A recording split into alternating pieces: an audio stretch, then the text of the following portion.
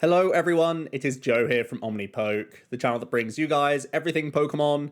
If you're looking for PTCGO codes, including the stuff from Vivid Voltage, make sure you go ahead and check out the Potown store. You can get a 5% discount on your orders using that code Omnipoke. For today's video, we are going to be looking at the results of the tournaments within the 12th to the 18th of December. It's been a really interesting week, and normally I have the stats at the end of the videos and the deck list as we go through at the beginning. I'm going to change the order right now just for viewer retention reasons, but hopefully this gives you a better look at the overall scheme of things, and then we'll look, in detail at how deck lists are changing themselves. But really, it's been a pretty interesting week, I think. Pikarom and ADPZ still way out in front as some of the most consistently powerful decks in the format. It's what we've seen throughout the Vivid Voltage meta. Not much changes there.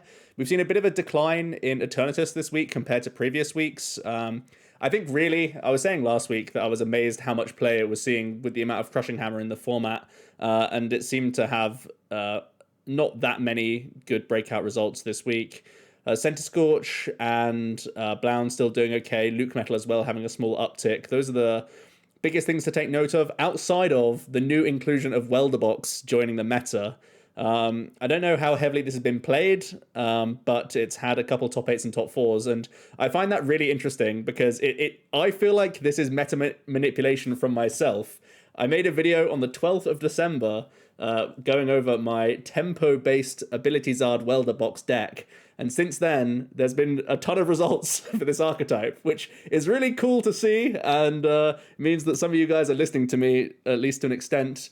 I don't know, maybe it's big-headed, but the list that I'm seeing are literally the 60 card lists that I was posting on the channel on the 12th. So yeah, awesome to see that the creation that I came up with is actually being piloted by people to relatively good success. So yeah, that's the overall rundown of results for the week. And then to go over to the totals that we're at so far, with the 45 events that I've gone over throughout the Vivid Voltage meta. These are all the online events that had 50 plus players included.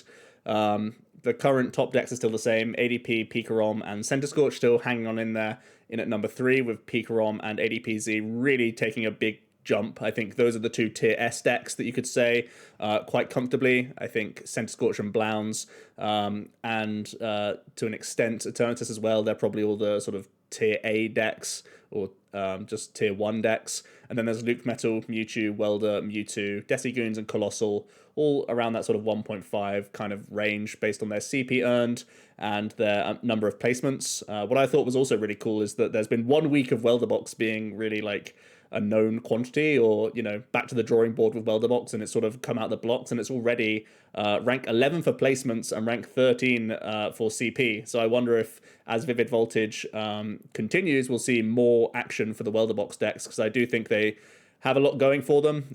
There's good type coverage still there for it, good tempo in the deck. So yeah, a lot to like about the Welderbox deck. I think that's the sort of new include from this week that's really spiced up the meta. That's really about it. And it's cool to see that people still actually listen to my opinion sometimes. So yeah, let's jump into the 8 events that I think we have to go over and look at the deck list. It was firstly the $250 cash GG Tour Chill TCG Showdown, and it was won by Luke Metal Zacian.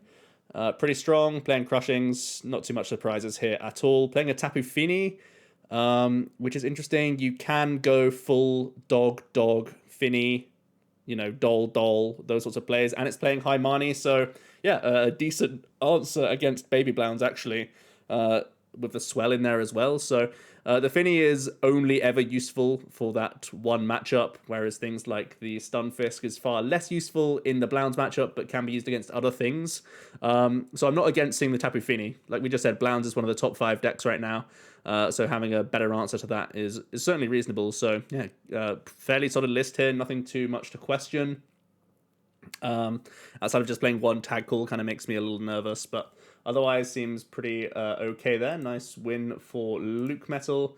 ADP was in at second, and looks like it was a Crushing Hammer based build that got second. Not playing any one prize Pokemon whatsoever. Just saying no to Orangaroo and all that other stuff that you could be playing. Fairly high spin energy switch counts, decent energy counts. It just seems like a reasonable list. It's playing double reset stamp. I guess this is becoming like a small like new age thing in ADP, and I'm still like super against it. I don't find it useful at all whenever I play ADPZ. You're so combo heavy, and you're playing crushings as well. Yeah, I'm still kind of against the idea of the reset stamp. You're trying to make the game as short as possible when you're playing ADP, so it doesn't make sense to be like, oh, I guess if the game's going on longer because I missed my outs, I'll at least reset stamp. It's like, no, go full commit to making the game go as short as possible to win as much as possible. Makes more sense to me. We've got a Center Scorch that makes top 4. Seems like a very reasonable list here as well. It's got the Fion, which is really, really solid in these fire-based decks for punishing, especially ADP and Luke Metal style players. So yeah, that's really awesome to see. The Giratina in here for coatings, certainly reasonable. Just a very, very reasonable list, I think you can say, for this 60. Yeah, a really good solid list that you can't really question too many counts at all there. Oh, that's Tate. He's a good player for sure. And then there's a Pikarom that also made top 4. Again, we're pretty straightforward with Pikarom now. There's not too much variation, I'm hoping, in the top 4 deck list at this point. I'm basically nodding along at more lists as we go through, hopefully, for the most part. So, yeah, some good 60s going on there. Then we have Hexter Season 3, number 14. It was won by a Decigoons. Pretty interesting to see Decigoons. We saw the Decidueye Snorlax deck do well the previous week, and now we're seeing a 2-0-1 line of Obstagoon coming in, saying that sometimes Obstruct is just a big win condition. That's pretty cool. Playing triple Birdkeeper and has Rowlet, the 50 hit point Rowlet to allow yourself to wind shard through certain things. Is that trying to pick up on certain... could you even say this is like a mirror match style tech? Like, it actually could be a mirror tech at this point to actually outpace the mirror because the Deci deck is becoming a thing.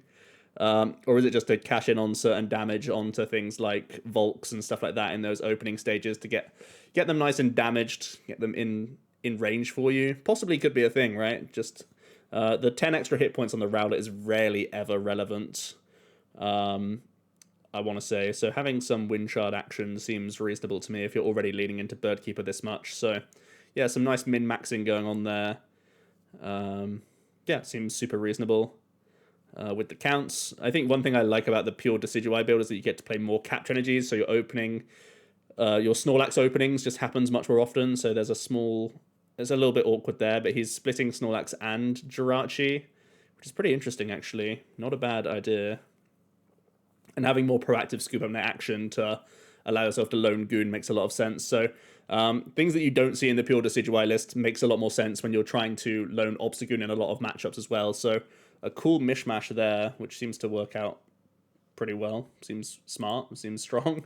There's still back and forth with Aegislash or no Aegislash in Luke Metal and ADP, so things to bear in mind for sure.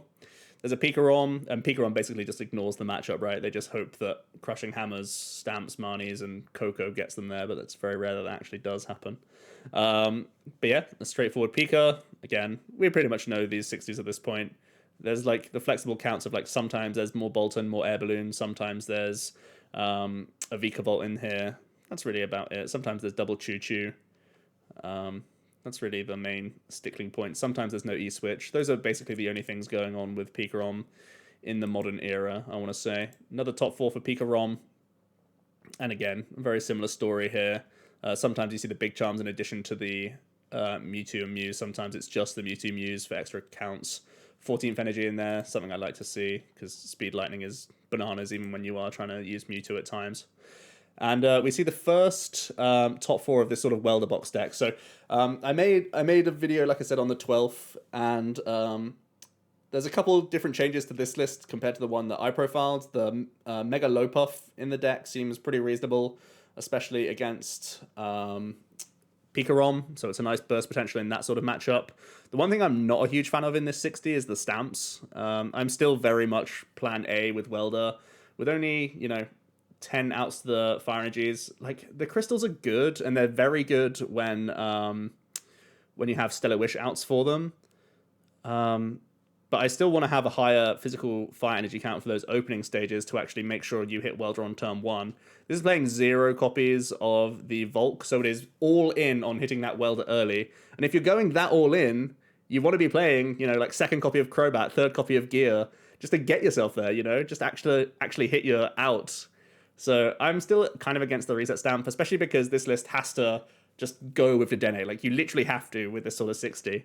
So I'd like to see potentially a bit of a mess around with fire energy counts, reduce the stamps to just go all in on let me hit my Welder, let me start smacking with Cram early, let me start smacking with Reshizard early. I'm still not a huge fan of only seeing one copy of the Reshizard. Yes, you have the Cherishes and the Coms in here, but it's still like one of your go-to attacking options.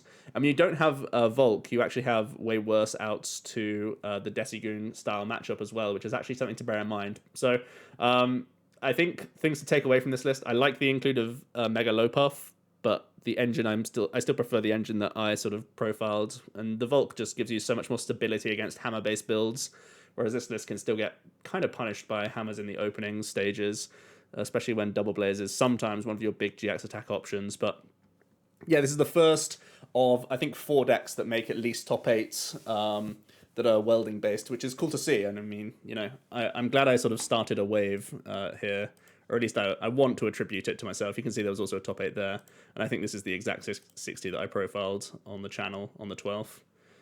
It looks like it's the exact same 60, so well done, Lewis. You're a genius. You're an absolute genius. All right.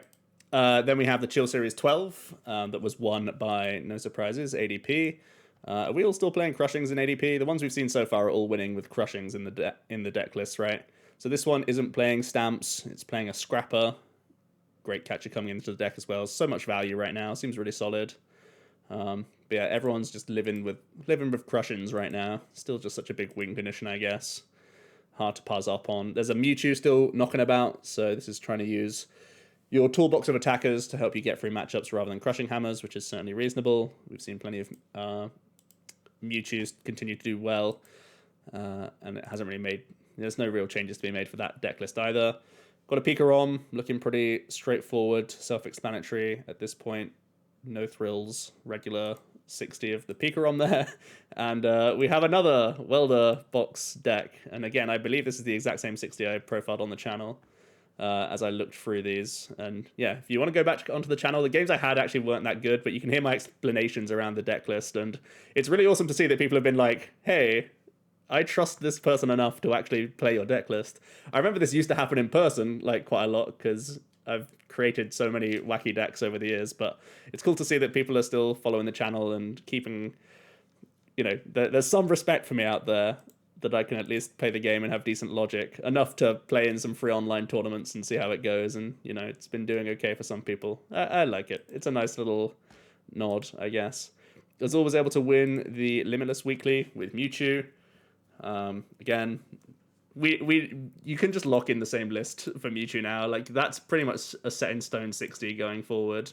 We've got another Luke Metal that did well. This time it is playing the Stunfisk as the one prize option, but that's okay.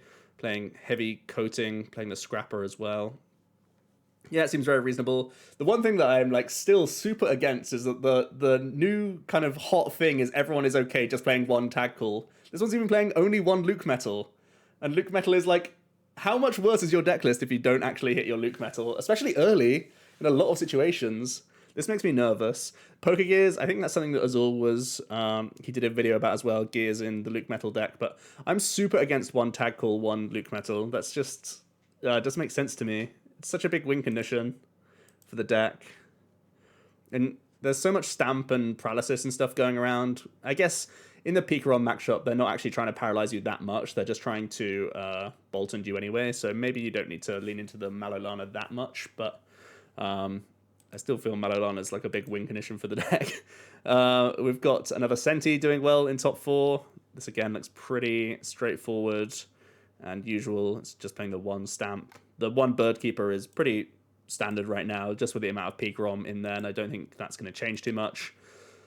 And then we have an ADP. This one isn't playing Crushing Hammers, so you can still win games without the Crushings. This is a more aggressive list. It's playing a copy of Leon. It's playing the Tool Scrapper as well, so plenty of push potential to get through some of the chunkier matchups, I guess you could say. It's playing a very high count of the energy switch spinner things. I would actually like to see a third water before a third spinner, just because of Crushing Hammer and prizing issues. So I would prefer a flip-flop there. Otherwise, seems very reasonable. Again, playing no Aegis-Lash, no one prizes to speak of. So kind of just takes the fat L here and there, but there you go. Another decent list to go off of.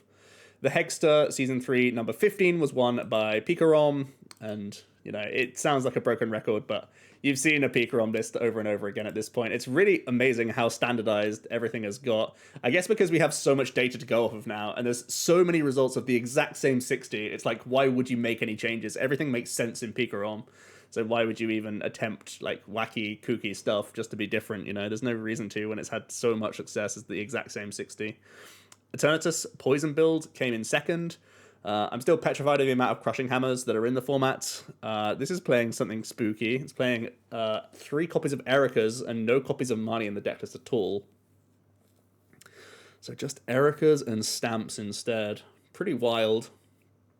I still like my theory of playing Great Catches in Eternatus as well at the moment to help out your Pikarom matchup. Because sometimes you just cheese their Pikarom after they electrify to it and you just instantly win on the spot, and no amount of Crushing Hammers can get them back into the game just because they're sat electrifying again. So I'm kind of into the idea of still playing some Great Catches in Eterna, but I still think the matchup's Crushing Hammer based, so it's just a small internal discussion with myself there of how I think Eternatus should be played at the moment, but still I don't like it conceptually in the format. We've got another aggro ADP, which is Hammerless in the top 4. This one playing Leon Scrapper. So Leon Scrapper are kind of like becoming a package together right now to be aggressive. This is playing the second copy of Morwile as well. So yeah, definitely an aggro shell. Also trying to force things onto the board to help your combo as well. Seems pretty okay. I'm still not super into the 4 E-switch right now because of the amount of decks that choose to go second against you. I think you can get away with 3 more often than 4. Just a personal preference thing. Then we have Pika. Again, I think we've seen this list over and over and over again, or like 1 card off. Nothing against the people playing it. It's just like, you just sort of nod along and say like, yep, correct. I can see why you're doing well because you're playing the perfect 60. You know, a small change with this exact list is playing 1 copy of Yellgrunt. Again, it's something we've seen before. It's playing the second swell. Sometimes that's only 1 copy. That's really all you can say there. Then we have another one of the... So this is a Welder Mewtwo box, actually. So, yeah, this is, again, showing the power of Mewtwo and its combination of attackers. It's got some of the water threats in there as well, which is certainly reasonable right now in the format. Got Latios GX in here as well. A ton of reasonable stuff. Again, we've seen good shells of the Welder Mewtwo deckers at the same time. We've got some ADP in top 4. It's playing 7-2 energy. Oh my goodness, that is so greedy. It's playing Turbo Patches. But you want to play more energy when you play Turbo Patches. Okay, it's playing Clay. Okay, wow. Wow. Clay DP making top 4. With a ton of catches, a ton of hammers, and Turbo Patches. And 3 energy switches. And a rod. Wild. I mean, Clay DP is just pretty wild, right? Hoping to hit heads on catches makes me super nervous, and only 2 boss, even with Eldegoss, makes me super nervous. I think if I was playing this, I'd kind of like to play Oricorio in the deck as well, when you're playing that many Cherish Balls. I don't know. Is that wild? Only 1 Air Balloon as well makes me kind of nervous, but I guess Clay is always like finding that next switch. Or hopefully. Oh, Turbo Patch. I thought we were done with that card. But hey. That's one way to beat your Crushing Hammer matchups. Continue to Crushing Hammer them whilst you get the energies back with Turbo Patches. And another Center Scorch. This is like the same 60 now, right? Everyone's playing the same Center Scorch list at this point. Unless it's the same people, which it certainly could be. Spicy shout out to a Dragapult Lycanroc that also made top 8 in this tournament. I think there's been some murmurings about the sort of archetype sort of waiting in the wings, and every now and then there's a result for it. I still think the deck's kind of clunky, but you can see the reasoning for it. The fighting typing is great. Extra hammer game plan is good against a lot of things as well. So yeah, shout out to the Dragapult players who are still brave enough to bring it. We got a Blown that was able to win the tournament. I'm glad that the the wave of 19 energy Blown is over, and the Reshizard and the Cramorant are pretty much there to stay now in Blounds. It seems very reasonable to play a list like this. I think this might be also to do with the Players' Cup 2, potentially, where we saw that list was maining the Cramorant and the Reshizard to really good effect. So maybe a small impact of Players' Cup 2 results coming into how people are playing Blounds. But yeah, that was definitely an early meta thing where the Blounds was going wild on basic energy cards and just, dying to the amount of Swell and Marnie in the format, in my opinion. Which is why they never got past top 8, basically, all of those 60s. We've got a Pikarom doing its thing. We all know what it looks like at this point. We've got some E-Turn. This looks to be a straight Eternatus. Whoa, it's a 2-line list. You love to see it. Look at that consistency, boys and girls. Wow. So this is playing Rotom Phones in the list. So the Rotom Phone has the synergy with helping your top deck against a Marnie, but also into Dark Asset to instantly access the card. Wow, what a consistent Eternatus. Interesting. So people have played Pokegear before, and people have played... What else have people played in Eternatus? Well, Rotom Fame, I mean, it makes some sense with the Dark Asset and for helping against Marnie, so that's cool.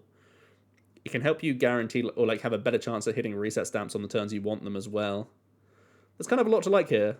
I'm just enamored by seeing 2 lines, Doesn't have enough win condition. And it's also playing no special energy. Is that just respecting Center Scorch as a matchup and saying that you can lose that matchup if they actually do play Giratina? If so, that's pretty reasonable. But yeah, just a straight up. I lose the Luke Metal matchup. I lose to Crushing Hammers, but I'm going to do my game plan as much as possible whilst Marnieing you at the same time. I mean, especially with... Oh, man. I still really want to play these Great Catchers. I haven't seen anyone play Great Catchers in Eternatus. Someone's got to do it, because it feels broken to me. It feels absolutely broken. You definitely improve your Pikarom matchup if you play those, I think. Because they're Marnie spamming you so much that you really don't have the time to boss them too often, especially by turn 2. Whereas you can if you go Crobat, Research, Great Catcher, Kill. Like, that's broken. Yeah, so there's a Center Scorch list, again, looking very familiar. Looking pretty solid. And there's also one more tournament to go. Dax's Stone Series Weekly number 1. It was a ADP Fiesta. We're going to get to look at 4 ADP deck lists. Here we go. Everyone's favorite. And there was also another one of these Reshizard kind of list, but this one is playing the Mega Lopuff as well, and it's playing Heatran and Victini. So it looks like an adaptation of mine, but still very, very similar mentality of how you're trying to play that deck. So yeah, shout out to me for being a genius and making a fantastic welded deck to at least distract people and give them something new to look at for the new format. That's pretty awesome. But yeah, that's the origin story of the Welder deck. But ADP bodied this event. It was won by a list playing Hammers, playing Double Charm, and Tool Scrapper. In second, looks pretty similar, just more combo based.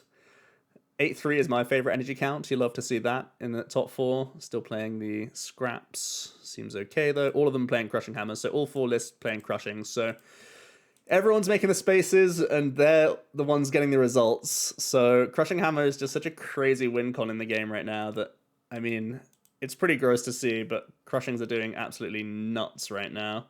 Doing absolute bits, so yeah. Well, let me know what you guys thought about this week. Am I too big-headed in thinking that I'm the one that made welderbox popular and it started to see play? Or was it completely you guys... The Omnipoke fan club are the ones rocking welderbox and getting big results with it. I'd like to hear your thoughts down below and how that deck could potentially continue to adapt in the format. It certainly seems that Center Scorch has continued to have good tournaments, and I know that Blounds also took down an event this week, but it seems to be, potentially the fact that it sits between Blounds and Center Scorch, it could end up, going, further up the ranks. It could end up going, as high as like 6th or 7th. In the top 10. So yeah, there you go. Hope you enjoyed, guys. It shows that it's worth watching Omnipoke now and again for some entertainment, but also Once in a blue moon, I assess the meta well and make a decent deck list. You know, every now and then. If you have enough stabs at it, you'll get it right sometimes, right? All right, that's it for this week. See you next time. Have a great Christmas as well. I'll hopefully do uploads before then, so I don't know why I said that, but there's plenty of people who watch this and not the other videos. But yeah, cheers, guys. See you next time.